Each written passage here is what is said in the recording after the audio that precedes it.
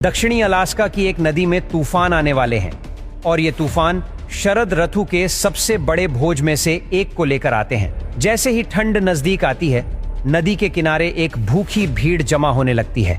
ये हैं ग्रिजली भालू। अगर इन्हें आने वाली लंबी बर्फीली सर्दियों में जीवित रहना है तो उन्हें अगले कुछ हफ्तों में अपने वजन को लगभग दोगुना करना होगा और इसके लिए इन्हें चाहिए प्रचुर मात्रा में भोजन। यह साल का सबसे गीला समय है। लगातार बारिश हो रही है, लेकिन यह बारिश भालुओं के लिए किसी वरदान से कम नहीं है, क्योंकि यह पानी नदियों में ज्वार ला रहा है और उसी ज्वार के साथ आ रही हैं लाखों की संख्या में प्रशांत सैल्मन मछलियां।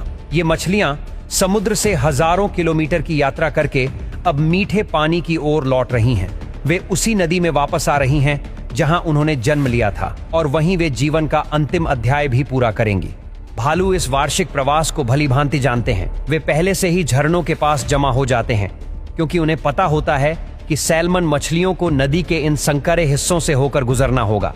यही वो जगह है जहां मछलियां धीमी होती हैं, संघर्ष करती हैं और यहीं भालुओं के लिए मछली पकड़ना सबसे आसान होता है। सबसे बड़े और ताकतवर नर भालू सबसे अच्छे स्थानों के लिए आपस में लड़ने लगते हैं, क्योंकि इन जगहों पर बैठकर उन्हें बिना ज्यादा मेहनत के ज्यादा मछलियां मिल सकती हैं। अब झरने के नीचे की ओर हजारों सैल्मन मछलियां इकट्ठा होने लगी हैं। वे ऊपर चढ़ने के लिए तैयार हैं। एक तेज छलांग के साथ पहली मछली ऊपर की ओर उड़ती है। अपने पूरे शरीर की ताकत लगाकर वह लगभग 2 मीटर ऊंचाई तक छलांग लगाती है। अगर वह भाग्यशाली हुई तो भालुओं से बचकर आगे निकल जाती है। लेकिन जैसे जैसे वक्त बीतता है, मछलियों का प्रवास अपने चरम पर पहुंचने लगता है। इतनी सारी मछलियां होती हैं कि अब भालुओं को बस झुककर या पंजा मारकर उन्हें पकड़ना होता है। प्राकृतिक भोज अब अपने पूरे यौवन पर है। एक बड़ा अनुभवी नर भालू एक ही दिन में लगभग 30 मछलियां खा सकता है।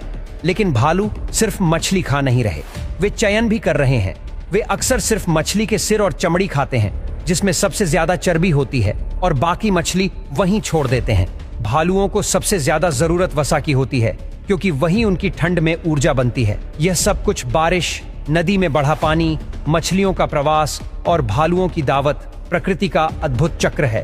कुछ ही हफ्तों में यह सब खत्म हो जाएगा। सर्दी का आगमन होगा। भालू फिर अपनी गुफाओं में लौट जाएंगे लंबी नींद के लिए, लेकिन तब तक उन्हें भरपेट खाना है, क्योंकि इस दावत के बाद ही वे 6 महीने की नींद में जा पाएंगे, ठंड, भूख और अंधकार से दूर।